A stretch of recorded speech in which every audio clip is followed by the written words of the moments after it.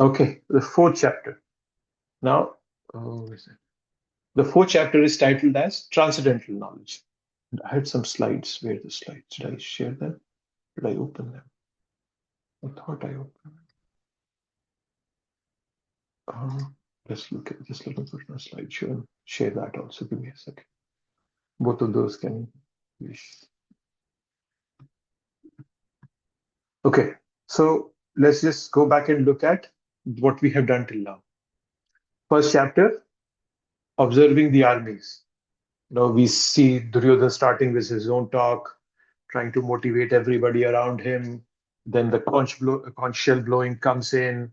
Then Arjun's lamentation, he gives four reasons. In chapter one, compassion, enjoyment, fear of sinful reactions, destruction of family tradition. And he ends there. He says, Govinda, he cannot fight.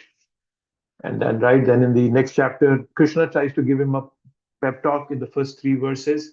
But Arjun is like, nah, I can't do it. And then eventually Arjun surrenders, and then Krishna instructs Arjun. Chapter 2 is called Contents of Gita Summarized because Krishna walks through everything. Karma Yoga, Gyan, Dhyan, Bhakti, everything he talks about. However, the thing to keep in mind, as I have highlighted earlier, Krishna brings out Bhakti in every single chapter of Bhagavad Gita. In some chapters, he's focusing more on Bhakti, some less, but the baseline of every chapter is Bhakti. He'll bring it out. And I think I showed you some verses at least from the first 6 chapters. Then we come to the third chapter. Now Arjun is confused because he hears Krishna saying, get up with determination and fight in verse 38, 39. But then he says, Durena hi avaram karma, that keep away from abominable activities. So that's the beginning of chapter 3. He's confused now. Vyamisharena vakyena buddhir moya seva. That you Vyamisharena. You're giving me equivocal instructions, Krishna, and that's confusing. Right? And then Krishna explains him. He walks him through what is Tyaga, what is Karma. We talked about the ladders, right? We talked about the ladders, right? Start from Karmis all the way up to Bhakti Yoga. We talked about Krishna telling Arjun how you have to be exemplary. We all are leaders in one sense or the other. And then lastly, we talked about the enemy of the soul, right? And so that's where the chapter 3 ends. Okay. Now, chapter 4, what is the connection between chapter 3 and 4? Somebody can say, hey, Arjun Krishna is talking about Karma Yoga. Where did he just jump into this transcendental knowledge from? Right? So at the end, Krishna tells Arjun that, let's see which was the verse, that one. I like that verse, third chapter, deliberate spiritual intelligence. These are right. So he's telling him, Evam buddhe param buddhva samsthabhyam atmanam atmanam jahi shatru mahabaho kam rupa durashadam. So he's telling him, Krishna is telling Arjun, that you have to study the mind by deliberate spiritual intelligence. That was the last verse. So now the question comes in that, okay, fine, but what is this deliberate spiritual intelligence? And that's what Krishna is speaking forth. And then also another question that can come in Arjun's mind is that you're giving me all this knowledge. Where is it coming from, Krishna? Because as you see, Krishna has not yet accepted Krishna as, Arjun has not accepted Krishna as Bhagavan as of yet. And as I've told you in the past, Arjun is just acting. He's not like, he's a pure devotee. Imagine he's Krishna's friend. How can Krishna's friend be in ignorance? But he's just doing all this. And in the further chapters, you will notice Arjun asked many questions which seem, why is Arjun asking it? He's asking it for us. So just for our clarification, there is this unasked question that could come potentially in anybody's mind. Where is this knowledge coming from, Krishna? Because people don't accept Krishna as Bhagavan. So then now Krishna in the 4th chapter will explain where is it coming from. And also further on in the chapter, Krishna will continue his discussion on Karma Yoga in the 4th and 5th chapter. That's the connection. Okay. Okay, this is just the acronym. I put acronyms. I'm not sure if I've been showing for all of them, but henceforth I'll remember. Acronyms are very helpful for you to remember what the chapter is about. You can memorize these acronyms, right? So for example, eternal knowledge, application, removing reaction, sacrifice, right? And then what I do is I give acronyms and then I break down the chapter in a more detailed fashion. So this part, you don't have to necessarily memorize, but if you memorize the acronyms, it's always helpful for you to remember what Bhagavad Gita's each chapter is saying. It's not hard. Most of the chapters have just 4 letters in the acronym. So you can just always take it from there.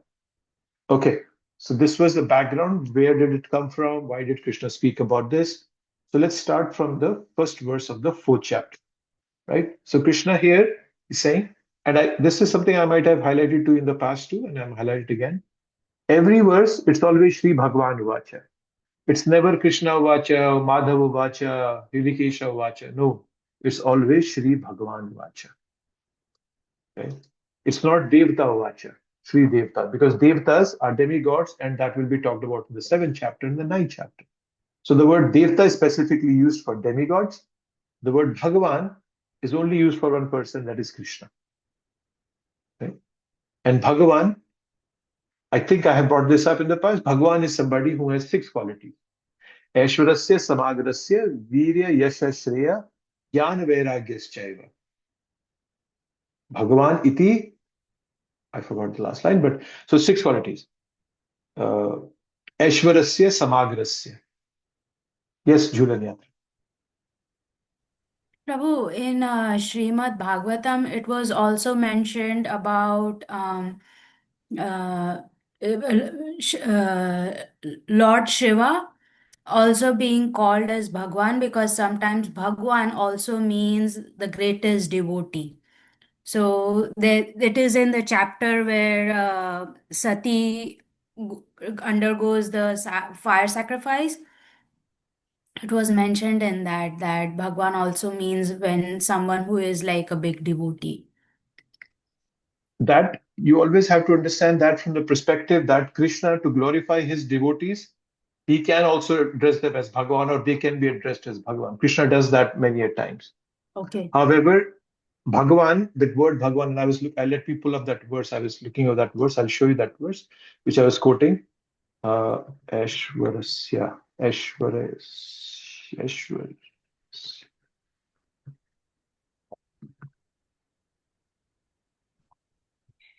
I'll show you that verse. Prabhupada quotes that in the Srimad Bhagavatam.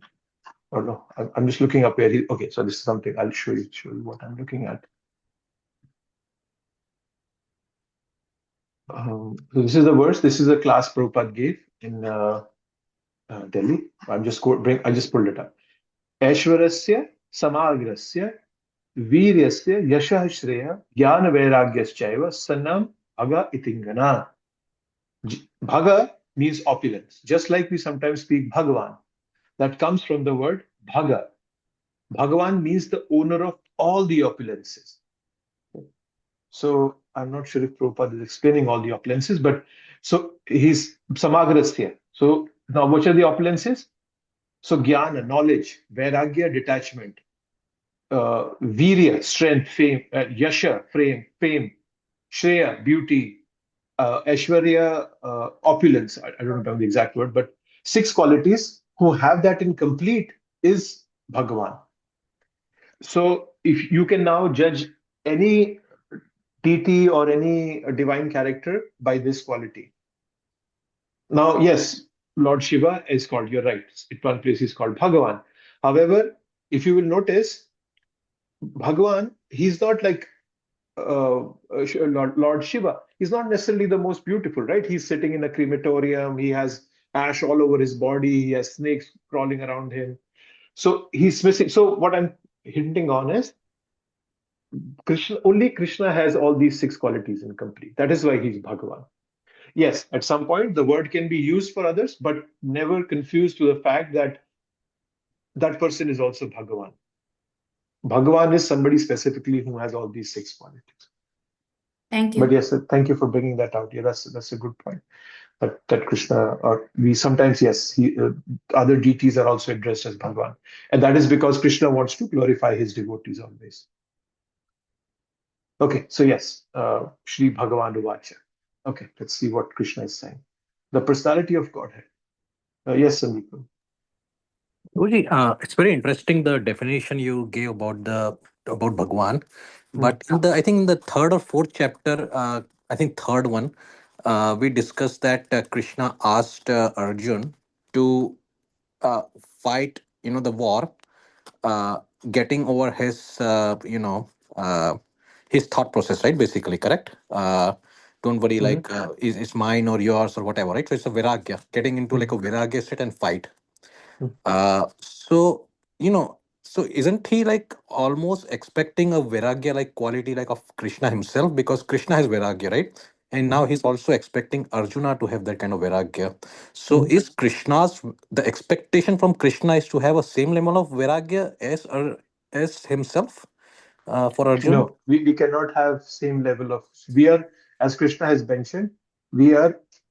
Krishna says in the 15th chapter, 7th verse, "Mamai vamsho jiva loke jiva bhuta." You are eternally my part and parcel.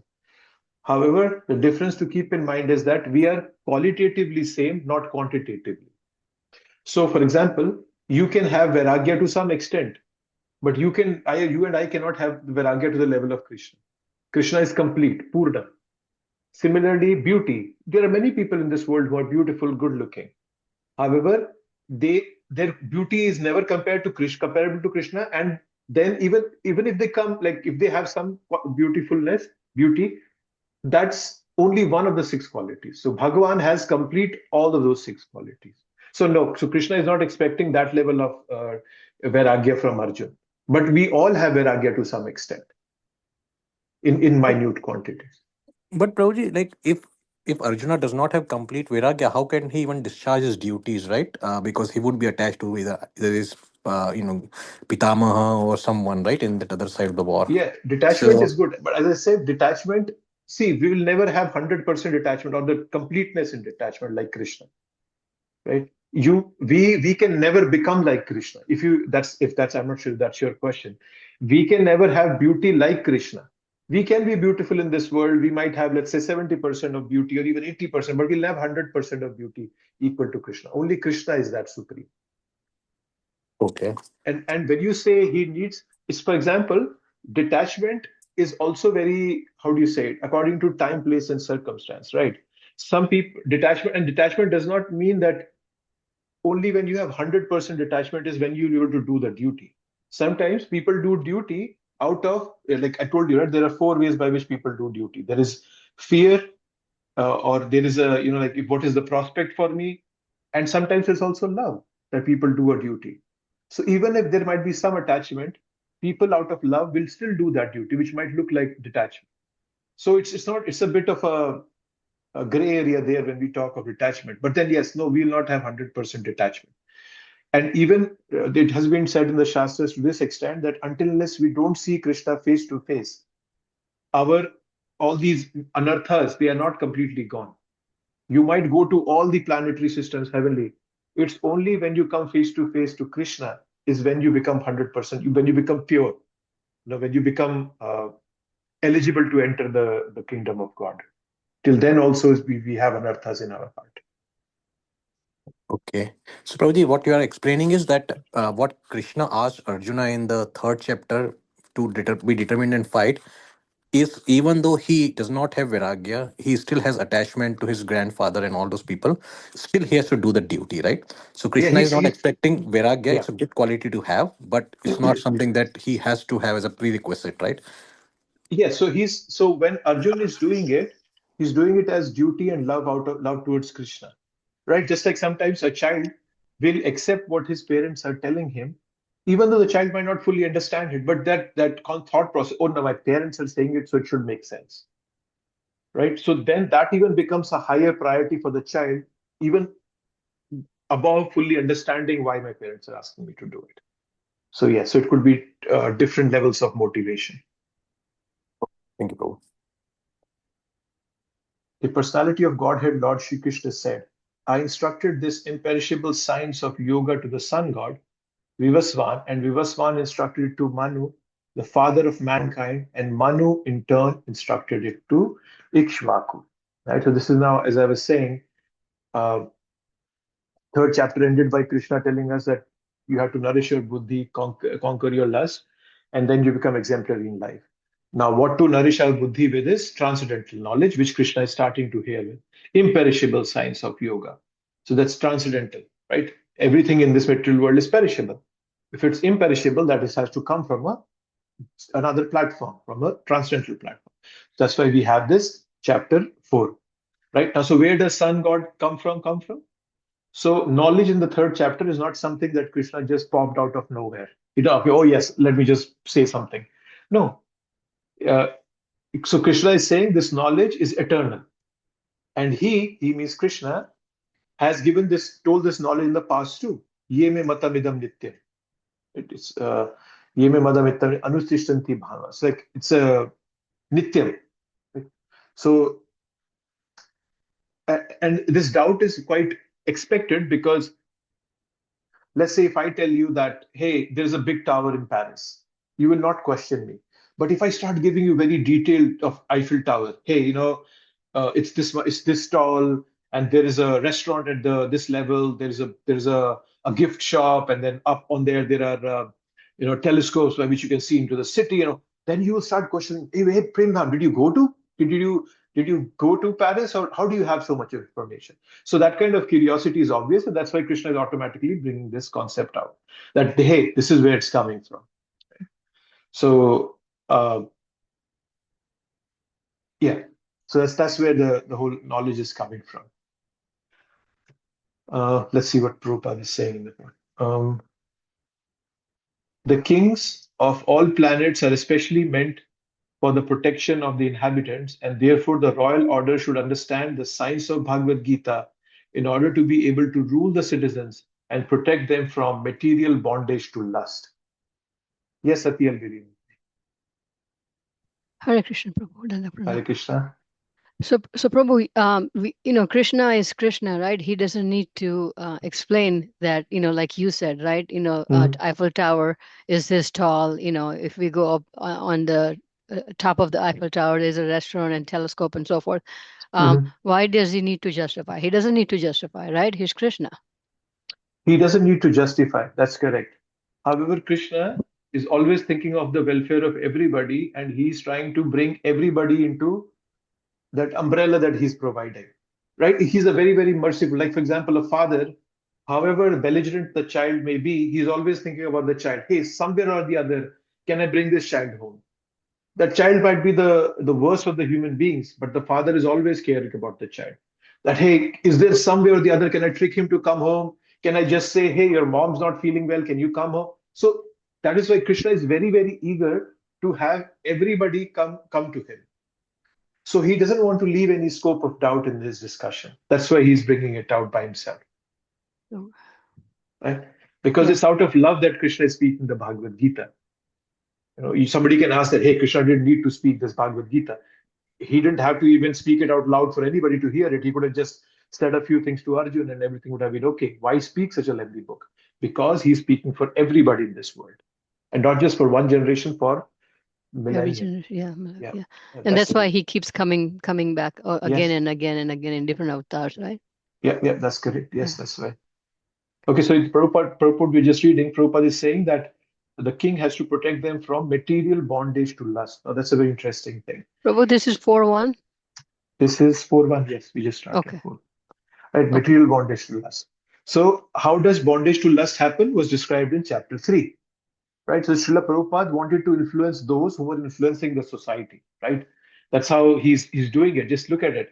He wanted to reach out to all the so-called popular people in the society so that they are the ones who are, kind of in one sense running the society. So they should be able to come out of that material bondage to lust, and that way they will be as role models. So Prabhupada had this bigger vision in his mind, right? And we know that it's not something new. Buddhism spread when Ashoka took over, right? When Ashoka, the king, took it up. He sent his son to Sri Lanka and so forth, and then it spread all over. Christianity took off when the Roman Empire, Constantine accepted it. Before that, actually, Christians were, till the Roman emperors had not accepted Christianity, Christians were they were just tortured. They were thrown to lions and, so whatnot. So for anything to take off, it's always good if somebody who is very senior in the society, people look up to, takes it up, and then it makes it easier. Right? So, King Pratap Rudra is an example that comes from Chaitanya Charitamrita. Right? Socially or culturally influential somebody. So that's why Krishna is saying here that he's giving it to the sun god. right? He's like a leader in the society. And then he instructed to Manu, who's the father of mankind. So Prabhupada would do something similar in his time, right? Prabhupada was very pleased. He was very, very cordial with people who were prominent thinkers in the society when they were brought to him. He wanted to influence them. And there are many examples of such people, George Harrison, Peter Burwash. I don't know if you all know Peter Burwash. He was a tennis player, and then he started his own he started a company where he would, motivate people and so forth. So yeah, Prabhupada would do that. So yeah, so that's what is going on here. Okay, let's go to the next verse.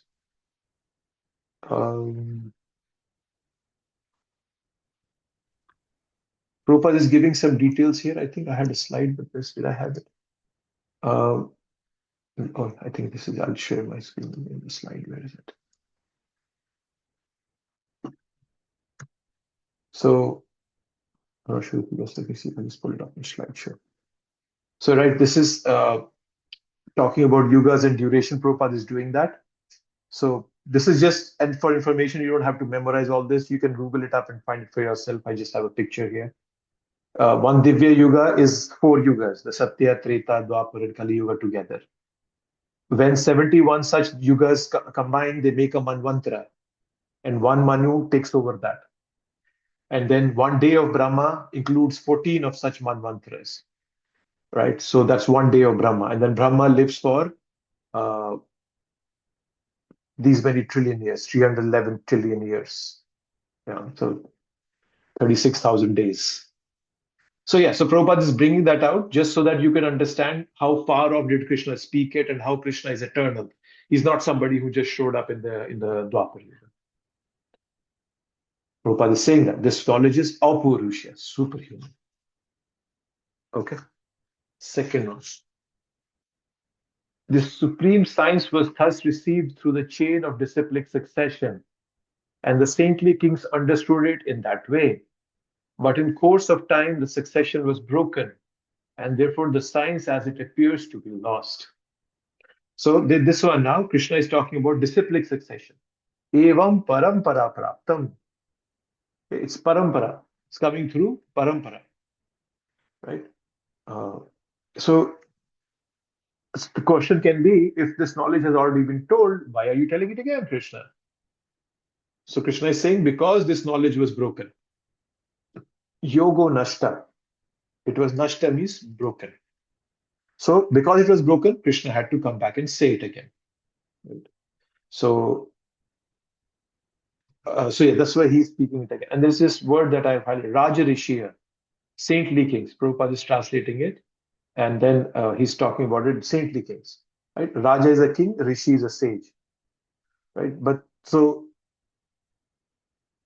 somebody, Raja Rishi, right? Raja is somebody who rules the outer world.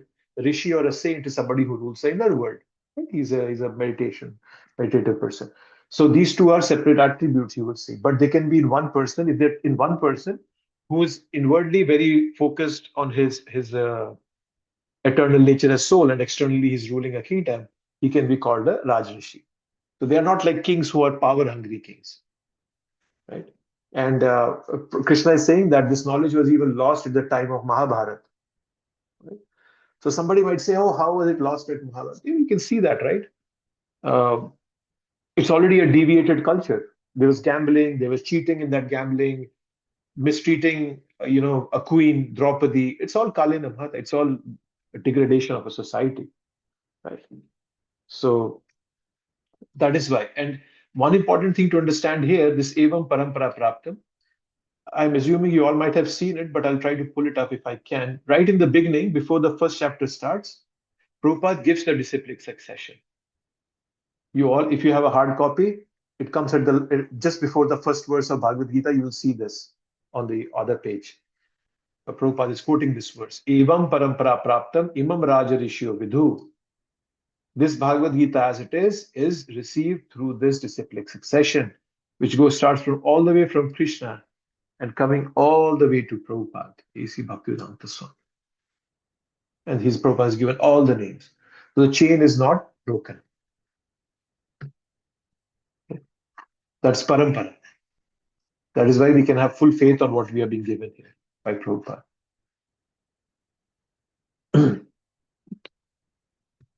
Okay. So now this statement is interesting here. Prabhupada is putting a statement here that Bhagavad Gita accepted as it is a great boon to humanity. But if it is accepted as a treatise of philosophical speculation, it is simply a waste of time. And in the first verse of Bhagavad Gita, I'm guessing we'll read there. Yeah, this is the first verse. Prabhupada gives, this is the first verse of Bhagavad Gita, 1.1. I just got there. Prabhupada is clearly telling us how should you read the Bhagavad Gita. Very scrutinizingly, with the help of a person who's a devotee of Sri Krishna, and try to understand it without personally motivated interpretations. Then only we understand Bhagavad Gita. Otherwise, we don't understand. Personally motivated could be, for example, when Bhagavad Gita was being translated, there were some people who translated Bhagavad Gita under the British rule. And there was one translation where they said that Krishna has come as the Indian National Congress and he will remove adharma, which is the Britishers. There was one very nonsensical interpretation of Bhagavad Gita. So that's what Prabhupada is saying in this chapter, that it has to be accepted. Don't look at it from a philosophical speculation. That I want to understand it. Why is Krishna saying that? Why is no? Yes, it's good to speculate. It's good to have doubts. However, don't lose the essence of it when you're having those doubts. That very ancient science of the relationship with the Supreme is today told by me to you, because you are my devotee as well as my friend, and can therefore understand the transcendental mystery of this science. This is the third verse. The qualification of understanding Krishna is through being a devotee. I am finite. Okay. Krishna is infinite. I, being that limited personal that I am, I cannot understand the unlimited Krishna. However, the unlimited, out of his or his mercy, can reveal himself to me. And that mercy only comes when we have devotion. Right? So,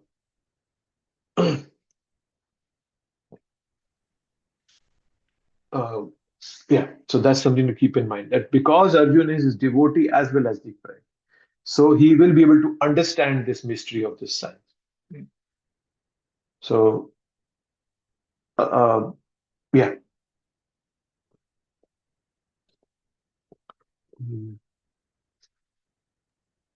Hare Krishna, Prabhu. Can you hear me? Yes, I can hear you, Prabhu. I had a question. So, in the translation and in the previous verse, it said that this is a science, right? So why did they use the word science as opposed to theory? Is there any, any meaning to that behind the word science? So the word science is because when we use the word science, science means basically, like, for example, if you look at science, right? So spirituality is not just about being good. Okay, it's a state of consciousness, right?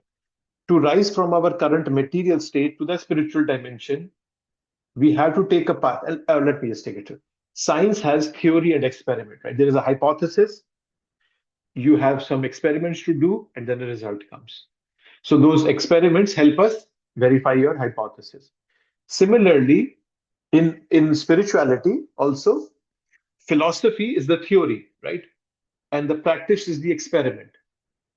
Whatever we are practicing, 4 regulative principles, our chanting, controlling our senses, that's the practice. The philosophy is what we are reading in the Bhagavad Gita. So what Krishna is saying in the Bhagavad Gita, and when I do that experiment, I should get that result which Krishna is giving me in the theory. That's why it's scientific, because you can read the philosophy, read the theory, do the experiment, and get the results that Krishna is saying. And then you will be confirmed that yes, what Krishna is saying is true. So that's why it's similar to science, because they both have the same way of dealing with things.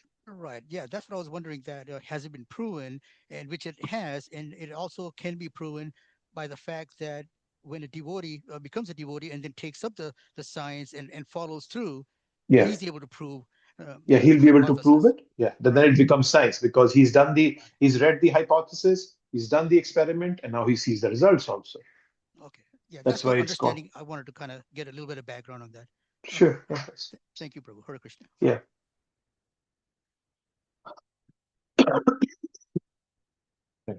So in this verse, Krishna is declaring that devotion is the qualification for comprehending the message of Bhagavad Gita.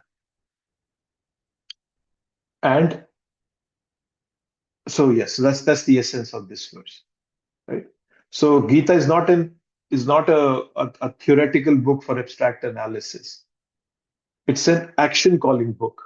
There is an experiment that Krishna is asking us to do for living practically in this world. So it helps us heal from the wounds that our heart has endured in this world. We have been cheated, mistreated, so many things. We thought we will get love here, but we were cheated. We were kicked off. No, no, no love for you. All that heartbreak that we have had is to be healed when we read the book as a devotee. This healing can fulfill our longing for love and happiness, which we have had eternally. And for such a healing, Bhagavad Gita endorses Bhakti Yoga as the best process. Okay. And Krishna himself is saying, Bhakto sime sakha cheti. Krishna could have just said, oh, you just have to be my friend. No, you have to be a devotee.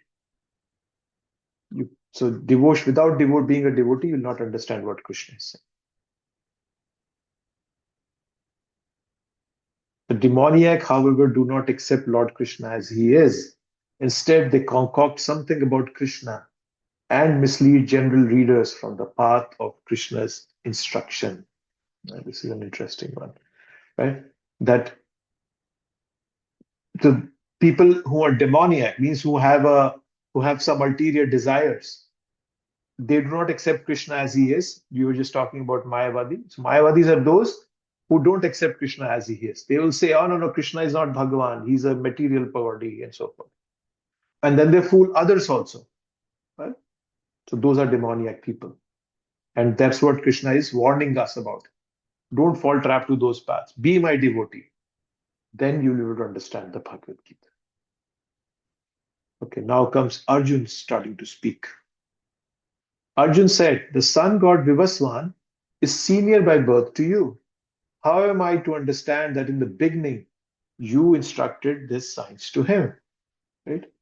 Now, yeah, Arjun and Krishna are contemporary, right? They are friends. And sun is so old. So the content of the question is that Krishna spoke this knowledge to sun god. And so it's a logical question coming. But then it also seems challenging.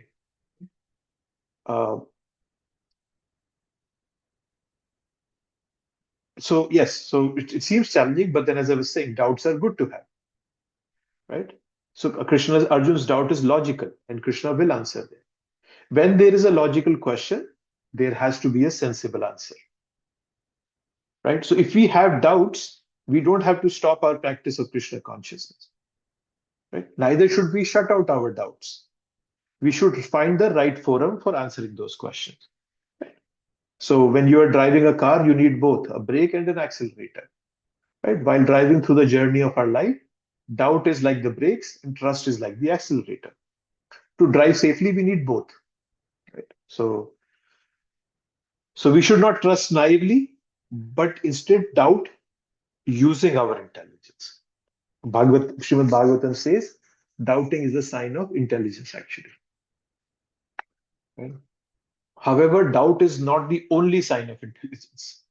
If we keep doubting always, that is driving with our foot always on the brake. A lot of fuel will be consumed and the car will go nowhere. We cannot live our life only by doubts. At the same time, we cannot live our life only by blindly trusting something. So you need both of them. So be intelligent enough to doubt and be intelligent enough to trust. Right? So that's the reason I'm bringing this up is because here Arjun's question is presented as a intelligent doubt. And similarly, our doubts should be meant to bring us to that perfect source of knowledge. But once you come to that perfect source of knowledge, then you should be submissive to it. Many people, they hear Bhagavad Gita, they'll come to the temple for decades, but still they don't have faith enough on the process. And it's of not much use. They have just, thrown away a golden chance that you were brought into association of devotees, you were hearing the Bhagavad Gita, but you didn't follow the process. For whatever reason it may be. I'm scared my parents will not like me, my wife or my husband will not like it. Oh, I will not be able to give up my bad habit, whatever the reason may be. But you just threw away a perfect good life by which you could have gone back home, back to Godhead. And this is something that I think we were just talking about earlier. The fact is that Arjun is not inquiring for himself, but for those who do not believe in the Supreme Personality of Godhead, or for the demons who do not like the idea that Krishna should be accepted as the Supreme Personality of Godhead. For them, only Arjuna inquires on this point, as if he were himself not aware of the personality of Godhead of Krishna. So Arjuna is just playing a role for people like us so that we can get this knowledge. Okay. Then Krishna again answers it. The personality of Godhead said, many, many births both you and I have passed. I can remember all of them, but you cannot, O subduer of the enemy. Right? Now the scope of discussion is being expanded here. Krishna remembers his past lives. We don't recollect our past lives, right? But then that doesn't mean that that information is gone somewhere. It's just like, you forgot the file name, you forgot the location of a file on your computer. When body is changed, that reference point is lost, right? So, and the reason being that because our human body requires some psychological protection mechanisms. Therefore, we are made to forget our past birth and traumas of our past life. Like, death is a trauma. Right? So, and each lifetime is an opportunity for the soul to make a new beginning. And only those memories that are necessary are given to us. Right? Both death and birth are not pleasant memories. They are traumatic. Right? So the psychological setup is such that we forget painful memories. So, right. So that's the reason Krishna is saying, you don't remember it, I remember it. So the reason why we don't remember it is this, as I'm saying. Our life would be miserable if I could remember what I was in the past life. I could have been a donkey for who knows, for God's sake. So if I remember that I was a donkey in my last life and living what a miserable life I lived, it will be a nightmare for me to survive in this life. Right. So yes, Atil William. Prabhuji, isn't it also we couldn't handle if we remembered all the 50 million lives, right? I mean, we would basically commit suicide or something. Yeah, it will be very traumatic for us. Yes. Yeah, that's why Krishna only gives us, and it's a mechanism. The karmic principles and everything is a mechanism Krishna has set into place, and it's functioning by itself. So, but sometimes, memories can triggered by circumstances. Like many children remember their past lives, which is due to some peculiar karma. However, maybe I'm not going to go into that detail, but there are children who remember past lives. Right? So yeah, but then yes, in a common say, the generic principle is that we forget our last lives, and that's why Krishna is saying you cannot remember it, but Krishna can remember it because Krishna is Bhagavan. He's not material like us. He's spiritual. He can remember his past life because whenever he comes into this world, he's coming out of his own choice and he's leaving out of his own choice. Nobody is dictating him, whereas I am being dictated. Okay, Premdham, you did XYZ, you'll get this kind of birth. I don't have any control over that. Right? But Krishna is not like that. Yes, Akhil Vinay. Prabhuji, so this statement you have, the personality of God had said, many, many births, both you and I have passed. Does that not even apply to us? Because we're in Krishna conscious now, right? So we were in Krishna conscious in previous life somewhere, right? Yes, that's correct. Yes. That's correct. We all were. So yeah, you can apply this statement to ourselves also. Krishna had many, many births. I have had many, many births. And because we are doing bhakti now, we must have done some pious activity in the last life that we are able to do bhakti in this life. And according to the my karma and my whatever my baggage is from my past lives, that will also to some extent define how forward can I move in this life, how much baggage I'm carrying that is pushing me away from bhakti and all that. Yeah, you can apply this to yourself also. Yes, that's a good point. Prabhu, so the scientific viewpoint on memory, right, is not correct in that case, right? Because what they say is all the memory is stored in your brain, but seems like what Krishna is saying, it's outside the brain, right? It carries with you. I didn't get your point, bro. Sorry. So, Prabhuji, like what we have been taught since childhood, right, is that all the memory is stored in our brain, correct? The brain neurons.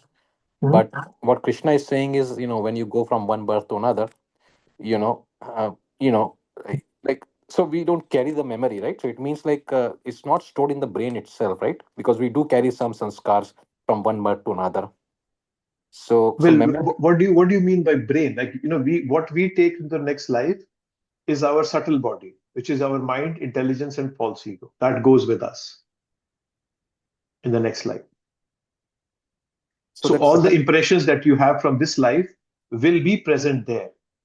But whether you will remember them or not is something that will be defined according to the time, place, and circumstance, the body that you will get. and that impression, Prabhuji, is the memory, or what is this? What is Yeah, it? you can call it memory. Yes, yes. Okay. Impressions basically means sanskar, as you were saying, the word sanskar. Like, for example, many people who come into this life, they have a very specific interests. A child born to illiterate parents can become a highly acclaimed, teacher or a scientist or a doctor. Why? Because he's coming with some sanskar from his past life. He might not remember what those sanskars are, but those sanskars will push him in one direction. That way, he will be able to kind of just move in that one direction. Right? You might have seen this, right? Not very average parents, kids are born who are extraordinary. They are bringing some impressions from their past life, but they're not necessarily bringing the memory of those. They're just bringing the impressions, right? That's the difference there. Okay. So some kind of different warehouse out there, right, which stores all of this thing, which is independent of your transition from one body to another. Something not like inside the brain, somewhere else, right? We store all our It's in, impressions, it's in your mind. Yeah? Your mind is the storehouse of all your impressions. and that it goes with you, right, to the next life, kind Yes, of, right? mind is the physical brain does not go, right? As you Yeah, know. yeah, But then the subtle body, which is the mind, intelligence, and false ego, goes with us to the next life, got it. right? And then when we go back home, back to Godhead, it's not like you will leave these things, but these things will be fully purified. Your mind and intelligence will be fully purified. Your ego, your false ego will not be false ego. It will become your true ego. Ego means what is your true nature. That will be. And then you will take it back home, back to Godhead. That is why we relate with Krishna in many different ways, right? Not everybody who goes back home, back to Godhead, becomes a gopi. Some become a motherly figure. Some become a fatherly figure. Some become a friend. Some become a servant.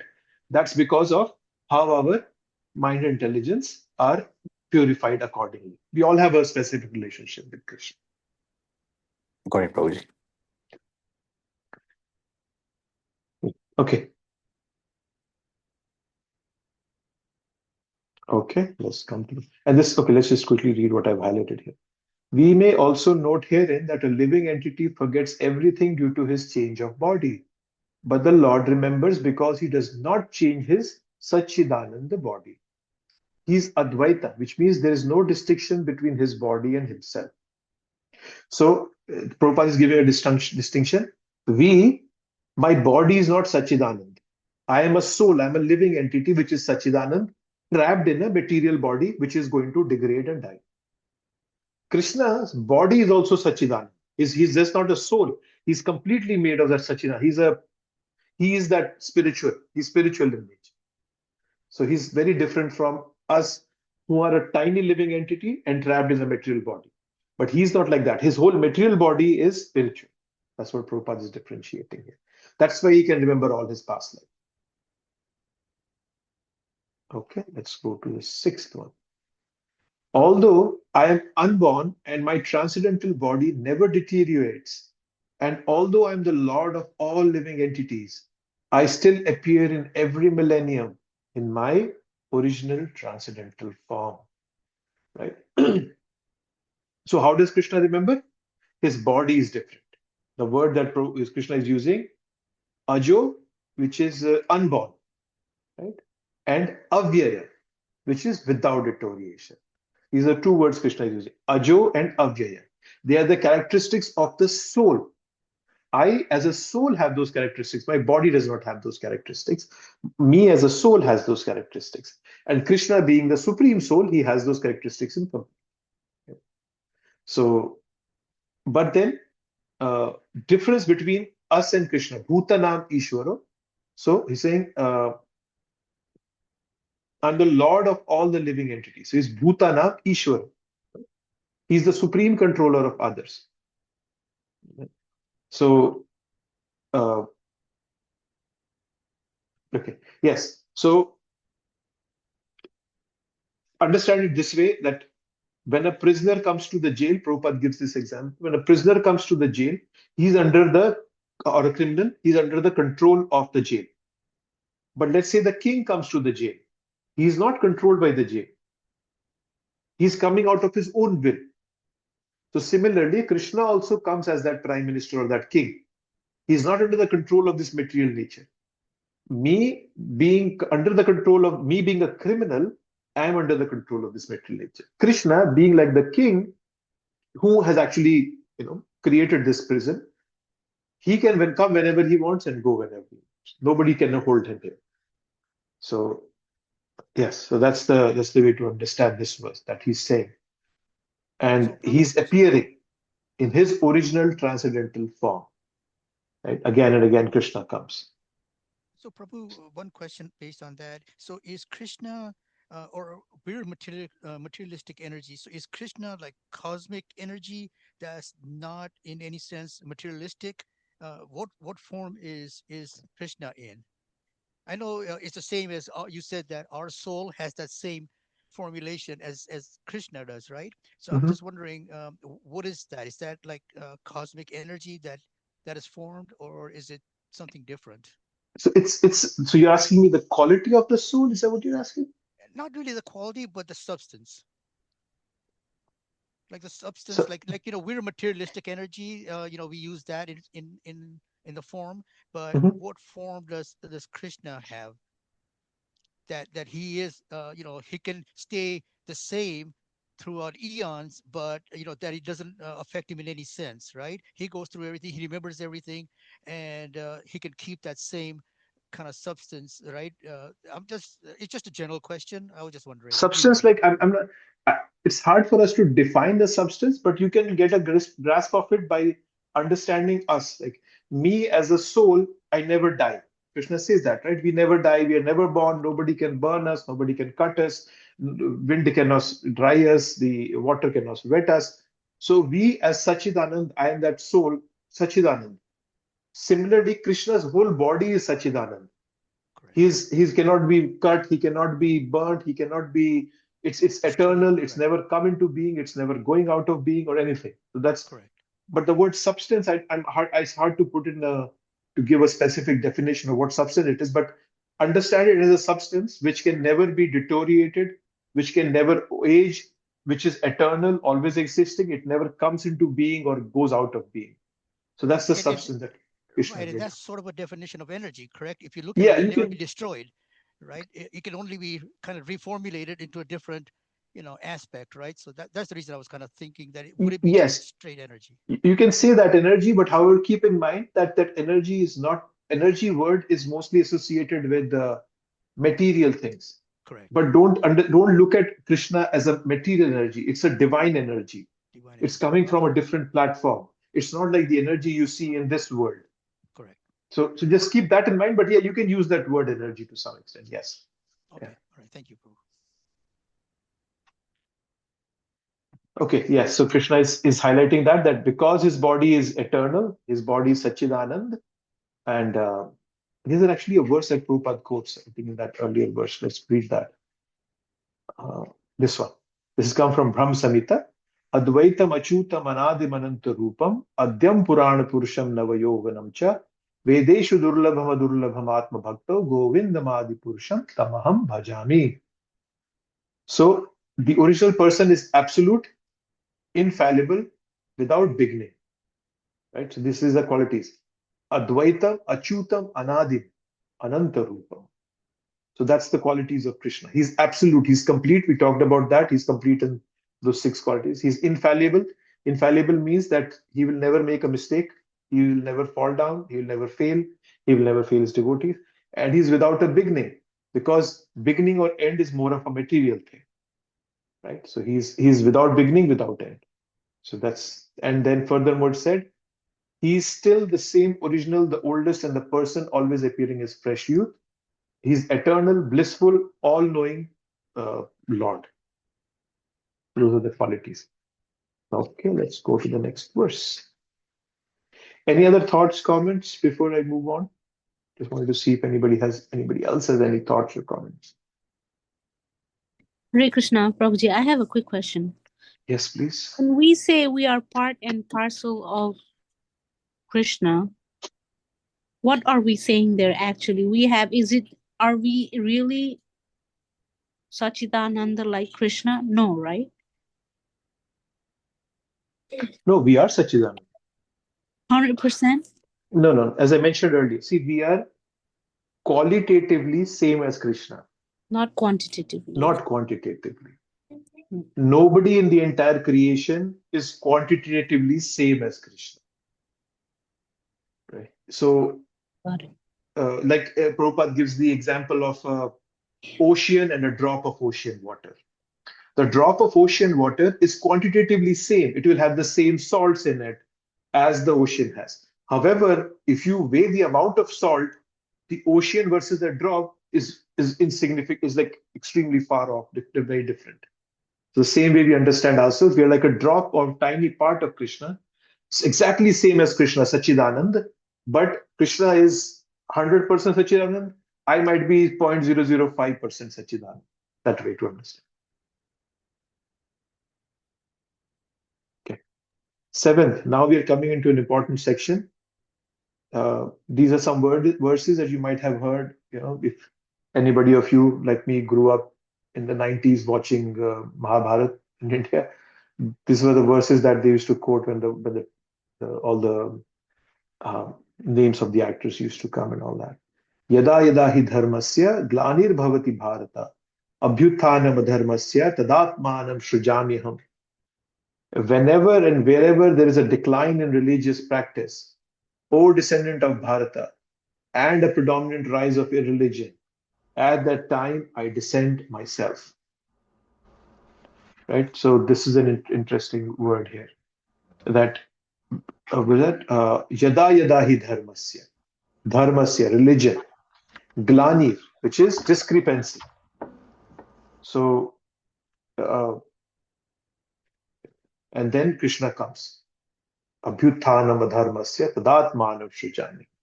Right? So this is a very interesting thing that now Krishna is telling the external reasons for his coming. Right? So he's saying dharmasya. Dharmasya is the word. So where does the word dharma, what does the word dharma mean? It comes from the word dhru. Dhru, which means dhrayate, means that which holds or sustains the existence of something. So the word dharma is something that holds our existence. That is crucial for my existence, without which I would stop existing. I have given this example in the past. Sweetness is dharma of the sugar. Similarly, our dharma is service, seva. Jivera swarup hoy nitya Krishna das. That's our true nature. Our eternal nature is of being a servant. Right? And that's our true nature. That is our dharma. So yes, so if somebody asks you what is your dharma, so that is our dharma. Our dharma is to become a servant, and we all serve in some or the other capacity. right? So Krishna is giving as I was saying, the Krishna is giving the eternal reason, is giving the external reasons for coming. So if we don't choose to serve Krishna, by default, we will choose our illusory masters, right, in this world. Right? There's a word that, which that verse, there's a verse in the, I think it's Kamadina Katina Katitam Palita Durnidesha, that I have served masters, material masters for so many lifetimes. And they are very, they're very rude to me. They don't let me take a rest. They just always want something from me. So that's what we all have been doing. And whatever we may be, Hindu, Christian, atheist, it will not change. Dharma does not mean religion. Religion means particular system of faith. Faith can change. Today I'm a Hindu, tomorrow I can become a Muslim. But my dharma does not change. Right? So we cannot change from being to love and serve others. Right? Even if you get a different species, dog, cat, they all love each other. There's love in there also. Right? So another meaning of dharma can be principles or laws governing the universe. So what does dharmasya glani mean? Right? Now, don't misinterpret it as if it's saying, where is that? Dharmasya glani, right? And what is glani means discrepancy, dharma means religion. Now, Krishna is saying decline in religious practice. Don't misinterpret it as decline in religion, decline in dharma. The decline is in the practice.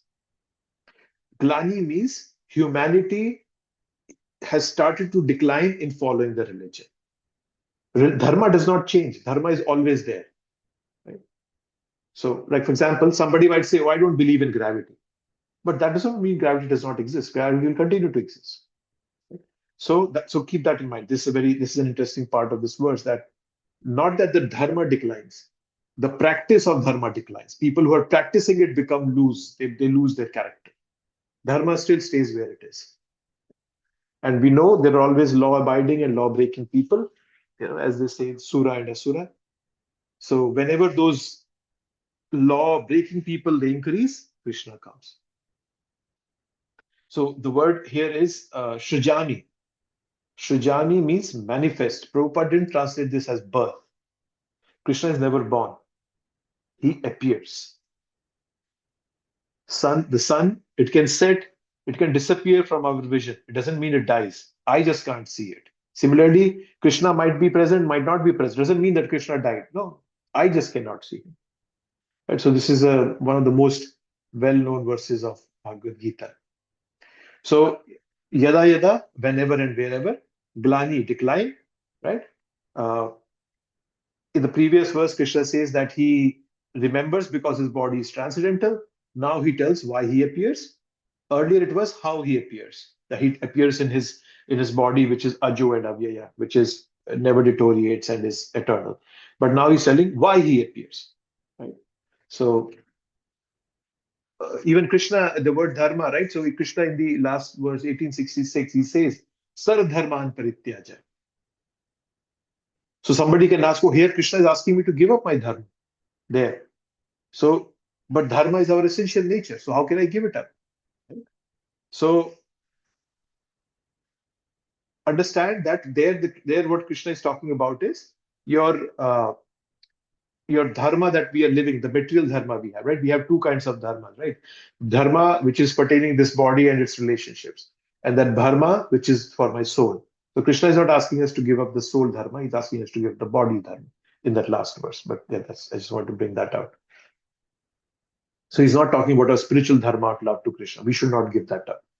So in this verse also, the word dharma here refers to the social arrangement by which people practice dharma. And Prabhupada is focusing on the word in this, where does he? What am I looking for? Oh yes, so Prabhupada his purport is focusing a lot on this verse, Srijani. Right, so he starts with Srijani. He's saying Srijani cannot be used in the sense of creation because there is no creation for the Lord's body. And although the Lord appears on schedule, namely at the end of Dwapar Yuga, of the 20th millennium of the 7th Manu in one day of Brahma, he has no obligation to adhere to such rules and regulations because he is completely free to act in many ways at his will. Prabhupada is strengthening the concept of manifestation, of appearance.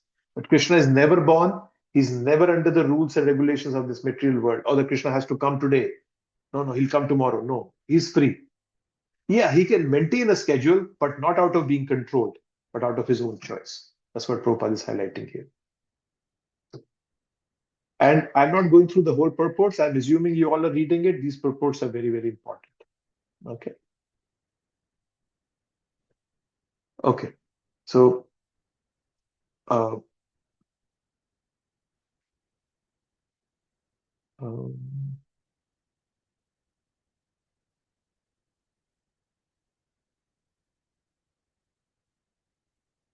the whole purpose of the mission of incarnations is to arouse Krishna consciousness everywhere. Such consciousness is manifest and non-manifest only under different circumstances. So, yeah. So the whole purpose of any incarnation that is coming is to eventually arouse bhakti in our heart. So that's what Prabhupada is highlighting here. 8. Okay. Paritranaya sadhunam vinashaya cha dushkritam dharma samsthapanarthaya sambhavami yuge yuge. To deliver the pious and to annihilate the miscreants, as well as to reestablish the principle of religion, I myself appear millennium after millennium. Paritranaya means deliver from difficulty of law-abiding citizens. To annihilate those criminals who are not abiding the law. To establish the principles of law. Right? So the first thing that Krishna is saying, Paritranaya sadhunam. Krishna does not come to kill demons in this world. He can kill them from anywhere. Just by his thought, he can kill them. But he's coming, more importantly, Paritranaya sadhunam, for his devotees. So that devotees can come and enjoy his Leela. Okay.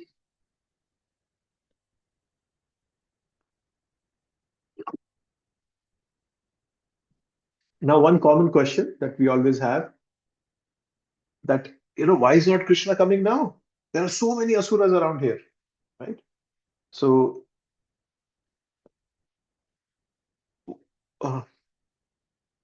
one thing to keep in mind is that nowadays asuras are very much like ants in presence of the asuras like we talk about in our shastras, Ravan, Hiranyakashipu, all those. So they might look big, but they're technically very, very insignificant. Right. So if you, as I was saying, if you compare it to the others, right? And Krishna comes when devotees are in trouble. It's not partiality. It's his love. Right. So yeah, just keep in mind that it might seem that it's huge for us, the problems around, but actually they're not huge. They're not huge. They're very minuscule.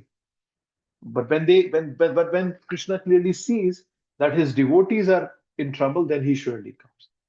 Right. So that's one thing to keep in mind. And like I heard that story once. There was Akbar and Birbal. You all must have heard the king Akbar and his minister Birbal. Akbar once asked, "No, I don't understand this concept. You are telling me that Krishna comes to protect his devotees. He can arrange that. Why does he have to come? He has so many agents." Right? And because he didn't understand it from a devotee perspective, the love of a devotee and Bhagavan. So Birbal said, "Okay, I'll answer this question in a due course of time." So once on a boat ride, Akbar was with his young son, and Birbal pushed Akbar's son into water. And Akbar immediately jumped into the water to protect his son. And when Akbar got back, he was very angry with Birbal. And then Birbal said, "This is your answer. Because you love your son, you didn't want any of your other ministers or your soldiers to jump in to protect your son. You came yourself. So similarly, when Krishna sees his devotees in trouble, he comes himself because he loves his devotees. And similarly, devotees have full confidence that Krishna will protect them. Right? Krishna has not taken away the right from any living entity to love Krishna. That everybody has that choice. Right? And this is the quality of the devotees, that they are fully dependent on Krishna for protection. What's that? There's a verse in Chaitanya Charitamrita which gives us 6 qualities. Dainya, Atma Nivedan. Let me see if I can pull that verse up. It's Chaitanya Charitamrita Madhya Leela 2200. Let me see if I'm right. Chaitanya Charitamrita Madhya Leela 2200.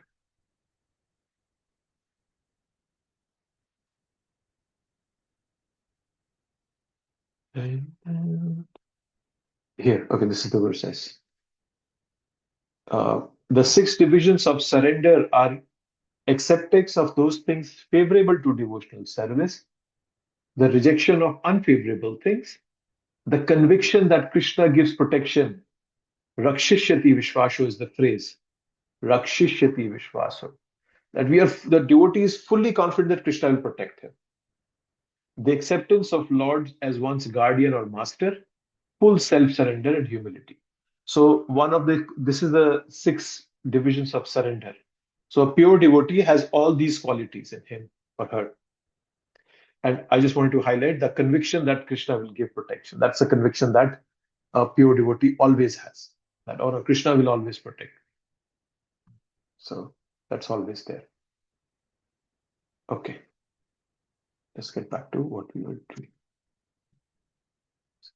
Yes. So Krishna comes to protect his loved ones.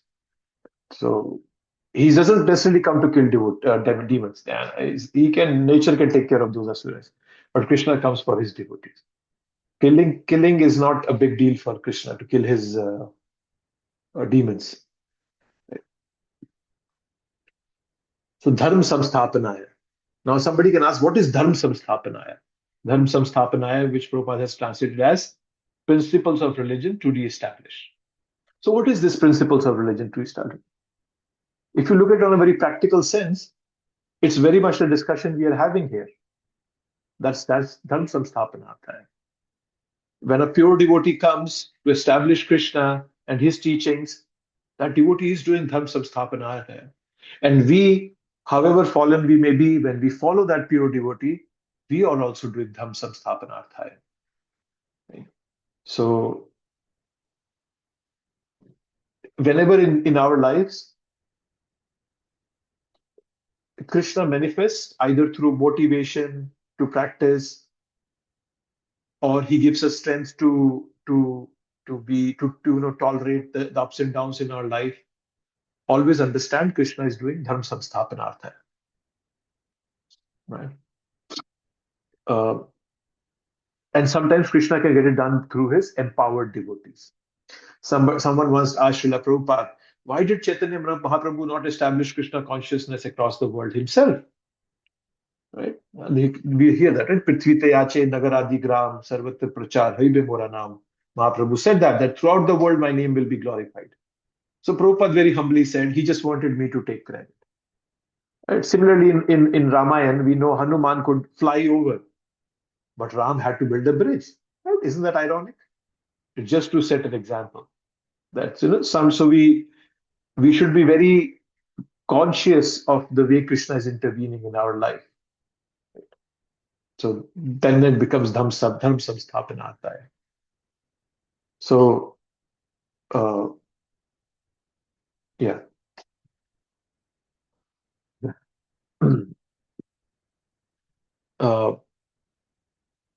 Paritranaya, right? We talked about paritranaya sadhu. We talked protection is to, so giving why he's appearing. Right? And dharma samsthapanarthaya. Somebody might say dharma it's not like people who are not following dharma will be It's not going to be very black and white. It's always going to be that sometimes adharmic people will grab power. And you might see, oh, he's in power, so that means he's right. No. So it sometimes can be a gray area too. Right?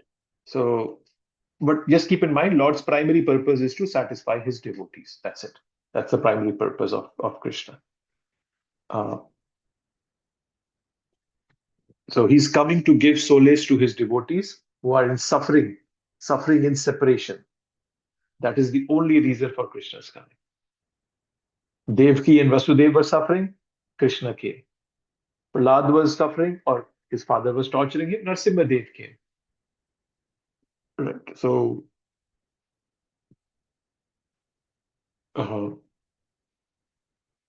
yeah, our process of bhakti is also similar. I don't try to see God. We just try to serve God in such a way that he would like to come and see us. So we should aspire to be that kind of a devotee, like Prahlad and Vasudeva Devaki. Right? That's the mood. That's a very interesting mood which Prabhupada has asked us to cultivate.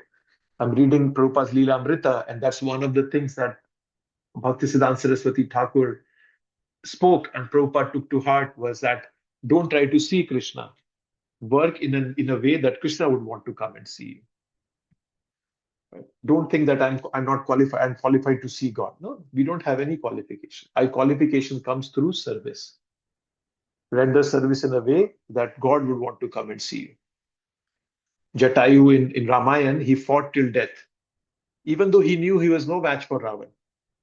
But he did his service, and Lord Ram came to see him. And Lord Ram gave him a proper funeral like a father. And I think Prabhupada, in the purport, he talks of many of the avatars that are coming. He talks of many of them. Right? He talks of there are various kind of avatars. I think I had a slide somewhere for this. Let me see if I have it still. Yes. There are some of list of avatars that I have put in here. Prabhupada is quoting them, so I think I should just highlight those here. He's saying there are various kind of avatars: Purusha avatars, Guna avatar, Leela avatar, Sakyavish avatar, Manvantra avatar, and Yuga avatar. Purusha avatar are the three Vishnus. Karunadakshay Vishnu, who's lying in the causal ocean from whose pores all the universes are coming. Each universe has their own Garbhodakshay Vishnu, from his navel, that lotus comes. And then in everybody's heart, as Paramatma, is Shirodakshay Vishnu. Guna avatars are the ones who are taking care of the three gunas: passion, ignorance, and goodness. So passion is Brahma, ignorance is Shiva, and goodness is Vishnu. Leela avatars, they descend to do a pastime. Saktavesh, specially empowered living entities, like Prabhupada was a Saktavesh avatar. Manvantra avatar, each avatar that comes in the life of each Manu, and then Yuga avatar that comes to establish religion in each Yuga. Those are the. Yes, Julian. Are these avatars like more or less than each other, or they are just equal basically? Equal, you mean in strength, you mean, or what do you mean in equal? I mean, like, I guess like Lord Shiva is not necessarily equal to Krishna in like any ways, like strength or quality or any quality, I guess. Yeah, they're not same. They are all very different, yes. So for example, I just mentioned to you, Saktavesh avatar is this specially empowered living entity. Entities, yeah. Prabhupada was a Shaktavesh avatar. Otherwise, a person at an age of 70, he comes and he creates a spiritual revolution, touches the hearts of millions and millions of people. He was empowered. He was empowered by Krishna to do that. So Prabhupada was a Saktavesh avatar. So yes, they're different. They come with different purposes. They have a different role, different strengths, different energies, but all are coming from Krishna. All that strength is coming from Krishna. Okay, so Shaktyaveshar is less than Leela Avatar, which is less than Yes. Guna Avatar, which is less Well, than. these are not. Don't look at it in this order. This Okay. order is not necessary to look at it, but yes, they are not necessarily all at the same level. Okay. Yeah, that's something to keep in mind. But yeah, this is not like a descending or an ascending order. And also someone like Jesus Christ, is that considered as Shaktavish avatar? Yes, Saktavish Avatar. He's an empowered living entity. Thank you. So the reason I just brought this up and I have it in my slide because Prabhupada is talking about it in the purport. Once again, technical details, you don't have to memorize them. Good to know them, but don't have to memorize them. Always take in enough knowledge that can help you build your faith and confidence in what you're reading. Other things, good to have, but not necessary. And then Prabhupada, in the end, just brings out this verse. Lord Krishna is the primeval Lord, the fountainhead of all avatars. And there's a verse in the Srimad Bhagavatam. I'll just show you that verse quickly, which establishes this concept. It's 1:3:28. First canto, third chapter, verse number 28. And that has a mention of all these avatars, Kurma, Varaha, and all these avatars are mentioned in this chapter. However, at the end of the discussion, Sukadeva Goswami says, all of the above mentioned incarnations are either plenary portions or portions of the plenary portions of the Lord. But Lord Sri Krishna is the original personality of Godhead. Krishnastu Bhagavan Swayam. So it's establishing Krishna as Bhagavan and from whom all these so-called avatars are coming. Okay. This ninth one is an important verse. I don't want to start it. I can do it next week. We have a couple of minutes. If anybody has any comments, thoughts, something that was not clear, or anything. These verses are very important. These verses that we're doing, it's worth spending time on the purport, reading it, going through every single word. Why is Prabhupada saying this? What does Prabhupada mean here? Which verse is he quoting? Go back and read the purport for that verse. Always do that. That's one of the things we all should do. But yes, anybody has any comments, thoughts?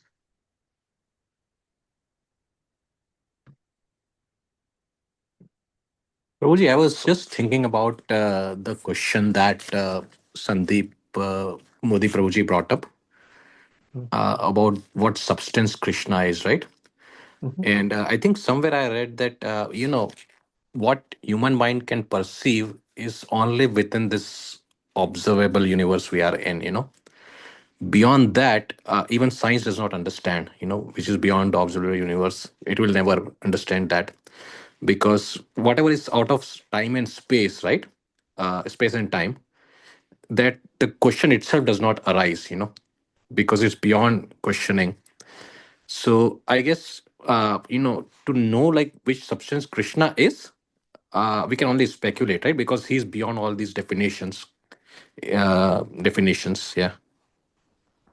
Well, you don't have to speculate necessarily, yes, but you cannot. Yes, as you rightly said, the word substance is a very material thing, right? Substance means, oh, it should be solid or a liquid or a gaseous colored metal, whatever it may be. Yeah, we cannot define it with that language. Krishna gives a very clear definition of what the soul is, right? In the second chapter, right? Let's just quickly look at that. We did that in the uh, let's see if I can find it. There's a second chapter, right? So Krishna starts talking about what the soul is in the second chapter.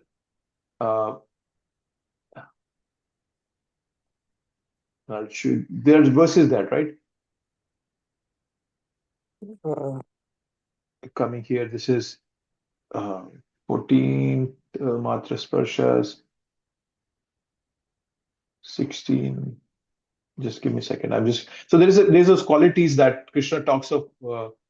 He's saying, right? That which pervades the entire body, you should know to be indestructible. No one is able to destroy. So one of those qualities of that substance that Krishna is made of is that it is imperishable. Nobody can destroy it. Then, it's there was more of it, right? Where's that? Yeah. It's eternal. There is no birth and death for that material of that person. It never comes into being. It's ever existing. He's not slain when the body is slain. So these are some of the qualities of that substance of which Krishna is. There are a lot of those qualities given in this chapter, second chapter. Right. But like as far as like I don't know, very hard to describe, right? But what ingredients I guess is made up of, this kind of very, it's kind of not answerable, right? Because only Krishna knows what he is. No, I'm not getting a question. What do you mean material? Again, you're talking on a very material platform. You cannot define Krishna by our senses. That's not something possible. If we could define and grasp Krishna by our material senses, then I would become Bhagavan, right? So it's Yeah, not that's what. Oh, practically yeah, possible. Yeah, so it's not that's what I meant. yeah, that's correct. So it's practically possible for us Yeah. to define Krishna. However, you don't need to define Krishna if Krishna is giving you that option by having a loving relationship with him. He can just, you can play with him, you can hang out with him. Why do you want to know what he's made up of? This is okay. Yeah. Prabhuji, I have a question. Can we Yes. say that Krishna has the spiritual body and, like you said, divine body, and Yeah. we have material body, and the soul is the eternal, Yes, you can say that. Yes, Krishna has a spiritual body. So that I am a spirit soul with a material body. Krishna is fully spiritual. Yes. right. Okay. Thank you.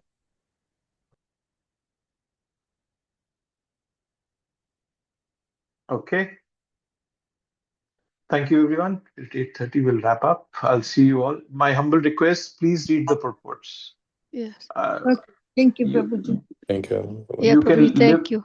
You can live your whole life, read the Bhagavad Gita a billion times, but if you don't read the purports, it will all be a waste. I can tell you that. We need the mercy of a pure devotee to understand what Krishna is saying, and that mercy is Prabhupada's purports. His purports are his ecstasies. Please read them. Hare Krishna.